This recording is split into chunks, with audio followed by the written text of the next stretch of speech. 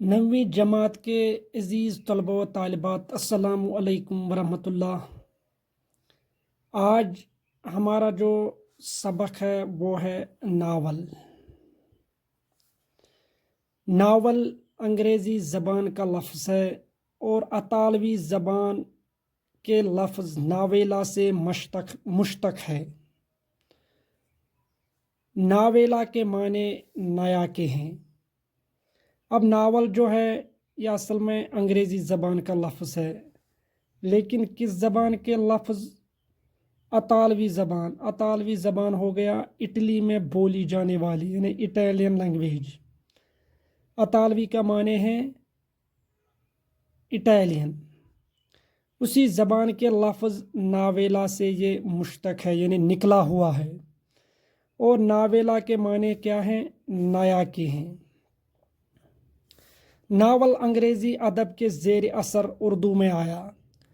اب ناول جو ہے یہ انگریزی ادب سے زیر اثر ہو گیا، زیر نگرانی یا کسی کے تحت، چونکہ اردو میں یہ ڈائریکٹ نہیں آئی ہے، یعنی ناول ڈائریکٹ نہیں آیا، بلکہ یہ انگریزی ادب سے اردو میں آیا ہے۔ اردو ادب کی دوسری بیشتر اصناف کی طرح ناول کی بھی کوئی جامع، مکمل اور حتمی تعریف ممکن نہیں ہے۔ اردو ادب کی بہت سی اصناف جو ہے وہ انگریزی سے آئی ہیں، اور اس لیے چونکہ جو ان میں بیشتر اصناف ہیں، اصناف ہو گیا صنف کی جمع، یعنی قسم۔ ناول کی بھی کوئی جامع کا معنی ہے وسیع، مکمل اور حتمی یعنی یقینی تعریف ممکن نہیں ہے، چونکہ اگر کسی اصناف کی انگریزی میں ایک ڈیفینیشن ہے تو ضروری نہیں ہے کہ اردو پر بھی وہ 100% منطبق آتی ہے، یہ ضروری نہیں ہے۔ موضوع کے اعتبار سے دور حاضر میں ناول کی ایک سادہ سی تعریف یہ کی گئی ہے کہ یہ ایک ایسا نثری قصہ ہے جس میں عصری عہد کے پس منظر میں فرد اور سماج کی کشمکش دکھائی گئی ہو۔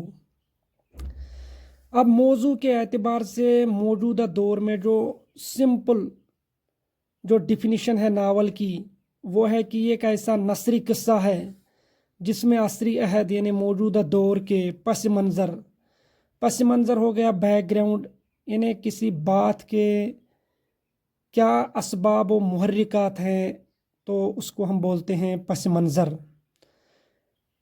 میں فرد اور سماج کی کشمکش ہو گیا جدوجہد دکھائی گئی ہو۔ لیکن نقاد اس بارے میں اختلاف کرتے ہوئے کہتے ہیں کہ یہ تعریف یورپ کے ناولوں پر بے شک صادق آتی ہوگی، جہاں سنتی انقلاب کے فوراً بعد فرد اور سماج کی کشمکش کے آثار پہلی جنگ عظیم کے بعد ہی رونما ہو گئے تھے۔ انہیں جو تنقید نگار ہیں وہ اس ڈیفینیشن کے بارے میں اختلاف کرتے ہیں۔ وہ کہتے ہیں کہ ٹھیک ہے، یہ ڈیفینیشن جو ہے یورپ کے ناولوں پر بے شک صادق آتی ہے۔ صادق آنا ہو گیا چسپاں ہونا، چونکہ وہاں پر جب سنتی انقلاب آیا یعنی انڈسٹریل ریولوشن، تو وہاں پر فرد اور سماج کی کشمکش جو ہیں اس کے آثار جنگ عظیم جو ہے، پہلی جنگ عظیم جو ہوئی ہے 1914 سے 1918 تک، اس کے بعد ہی رونما ہو گئے تھے۔ تاہم مشرق میں صورت قدرے منفرد اور الگ نوا کی ہے۔ البتہ مشرقی ممالک میں جو صورتحال تھی وہ بالکل منفرد ہو گیا، مخصوص اور الگ نوا کی ہے، یعنی الگ انداز کی رہی ہے۔ 1857 کے بعد تہذیبی اور تمدنی زندگی کے مختلف گوشوں میں قدیم و جدید اور اقلیت و مذہب کے مابین کشمکش اور تصادم کی جو فضا پیدا ہوئی، اس نے ملک میں ایسے حالات پیدا کر دیے جو ناول سے ملتے جلتے حقیقت پسندانہ قصے لکھنے کے محرک ثابت ہوئے۔ اب 1857 جب ہندوستان اور انگریزوں کے درمیان پہلی جنگ ہوئی 1857 میں، اس کے بعد جو ہے تہذیبی ہو گیا زندگی گزارنے کا جو شائستہ انداز ہے، اس میں سب چیزیں آتی ہیں، اٹھنا بیٹھنا کھانا پینا طور طریقے، یہ سب تہذیب میں آتا ہے۔ اور تمدن ہو گیا سماجی ڈھانچہ، سماجی ڈھانچہ ہم بولتے ہیں تمدن کو، یا جس کو ہم بولتے ہیں کہ انسانوں کا جو مل جل کر رہنا، اس سے تمدن کی بنیاد پڑتی ہے۔ تو بہرحال سماجی ڈھانچہ ہو یا زندگی گزارنے کا طور طریقہ ہو، اس کے مختلف جو گوشے ہیں، مختلف حصے جو ہیں، اس میں قدیم و جدید اور اقلیت و مذہب۔ اقلیت ہو گیا ریشنلزم، انہیں جو صرف دلیل کی بنیاد پر کوئی بات مانتے ہیں۔ اقلیت اور مذہب کے درمیان جو ہے کشمکش، یعنی جدوجہد اور تصادم، یعنی ٹکراؤ، اس کی جو فضا پیدا ہوئی، اس نے ملک میں ایسے حالات بہرحال پیدا کر دیے ہیں جو حقیقت پسندانہ قصے یعنی کہانیاں لکھنے کی محرک ثابت ہوئے، یعنی وجہ ثابت ہوئے۔ ہمارے ہاں ناولوں کی ارتقائی نشو و نما میں اس بات کا خیال رکھا جانا انتہائی اہم ہو جاتا ہے، کیونکہ ہمارے ہاں جو ناولوں سے پہلے داستان گوئی تھی، لیکن جب بہرحال ایسے حالات پیدا ہوئے تو انسانوں کو ان بناوٹی قصے یا ما فوق الفطرت قصوں سے دلچسپی ختم ہوئی، اور پھر جو ہے ناولوں کا جو ارتقاء یعنی ترقی جب اس کی ہوئی ہے، تو اس بات کا خیال اس میں رکھنا انتہائی اہم ہو جاتا ہے۔ ناول نگاری مخصوص نقطۂ نگاہ سے زندگی کی ایک تصویر کشی کرنے کا ایک انوکھا فن ہے۔ ناول نگاری جو ہے یہ مخصوص یعنی خاص نقطۂ نگاہ سے زندگی کی تصویر کشی جو ہے، یعنی زندگی میں جو کچھ ہو رہا ہے اس کی تصویر اتاری جا رہی ہے لفظوں سے، یہ ایک انوکھا فن ہے، یعنی نرالا فن ہے۔ حقیقت کو تخلیق کا روپ دے کر یا تخلیق کو حقیقت کا جامہ پہنا کر کچھ اس طرح پیش کرنا کہ قصے کی حیثیت سے اس کے تمام اجزاء میں تال میل اور ہم آہنگی قائم رہے، ناول کا فن کہلاتا ہے۔ اب ہم ناول کا آرٹ کس کو بولیں گے؟ انہیں حقیقت جو ریالٹی ہے اس کو تخلیق کا روپ دے کر، انہیں تخلیق کی صورت دے کر، یا تخلیق ہو گیا لکھنا، اس کو حقیقت کا جامہ جو ہے وہ پہنا کر اس کو اس طرح قاری کے سامنے، پڑھنے والے کے سامنے اس طرح پیش کرنا کہ قصے کے یعنی جو اس میں مختلف قصے ہوتے ہیں ان میں جو تمام اجزاء ہوتے ہیں، یعنی مختلف جز جو ہوتے ہیں ناول میں، چونکہ بہت گنجائش ہوتی ہے مختلف قصوں کو آپس میں جوڑنے کی، جس کو ہم پلاٹ بھی بولتے ہیں، ان اجزاء کے درمیان تال میل رہے۔ تال میل ہو گیا میل جول، ہم آہنگی۔ تو بہرحال یہ ہم آہنگی ہو یا میل جول ہو، یہ اس میں قائم رہے، تو اس کو ہم ناول کا فن یعنی اس کو ہم ناول کا فن کہتے ہیں۔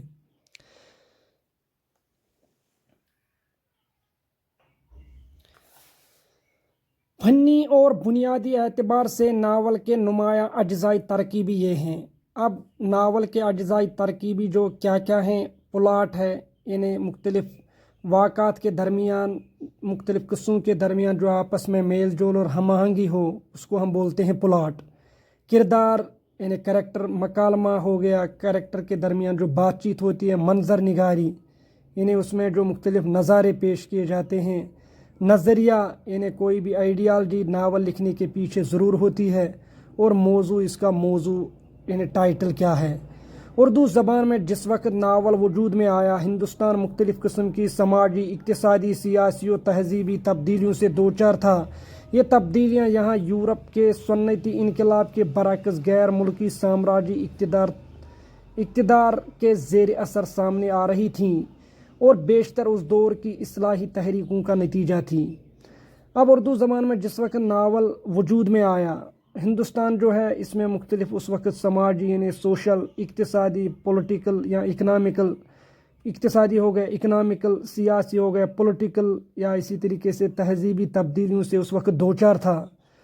کیونکہ یہ تبدیلیاں یہاں پر جو چینجز آئی تھیں، یہ یورپ کے صنعتی انقلاب کے برعکس، چونکہ یورپ میں تو صنعتی انڈسٹریل ریولوشن آیا تھا، لیکن اس کے برخلاف جو ہیں یہاں پر غیر ملکی سامراجی اقتدار۔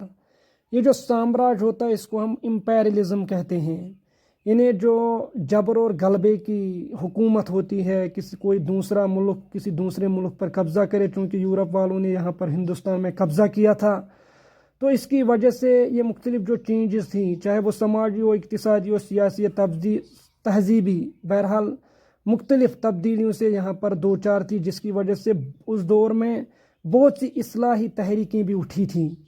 بہرحال اسی دور میں کیا ہوا، ناول یہاں پر وجود میں آیا۔ اسی زمانے میں قریباً 1860 کے آس پاس ڈپٹی نذیر احمد نے اردو کا اولین ناول مرات العروس لکھا۔ اب اسی دور میں 1860 میں ڈپٹی نذیر احمد کا جو پہلا ناول آیا ہے مرات العروس۔ نذیر احمد کے بیشتر ناولوں میں ان کے کردار مسلمانوں کے اس متوسط طبقے سے متعلق تھے جو 1857 کے غدر کے ہنگامے میں بری طرح نفسیاتی، اخلاقی اور معاشی طور پر مجروح ہوئے تھے۔ اب نذیر احمد کے جو اکثر ناول ہیں ان میں جو مسلمانوں کا متوسط طبقہ یعنی مڈل کلاس، اسی کے متعلق اس کے ناول ہیں زیادہ تر۔ بہرحال جب 1857 جو انگریزوں اور ہندوستان کے درمیان جو جنگ ہوئی تھی، بہرحال اس کو غدر بھی کچھ بولتے ہیں یعنی بغاوت، تو لیکن یہ پہلی جنگ ہے ہندوستان اور انگریزوں کے درمیان۔ اس فتن و فساد کی وجہ سے بہت سے، چونکہ جو انسان جو ہیں وہ نفسیاتی، اخلاقی اور معاشی طور پر بہت مجروح ہو گئے تھے۔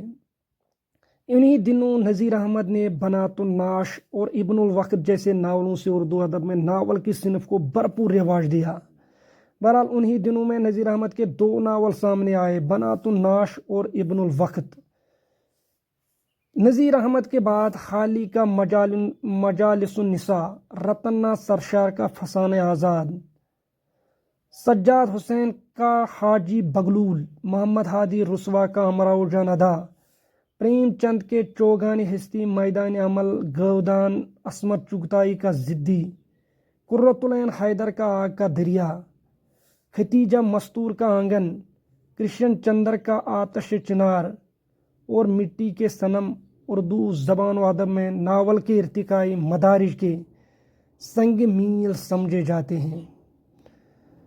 تو ان ادیبوں نے جو یہ ناولیں لکھی ہیں یہ اس دور کے ہم بولیں گے سنگ میل، یعنی یہ ناول کے کامیابی کا مرحلہ یا ترقی کی نشانی یہ سمجھے جاتے ہیں۔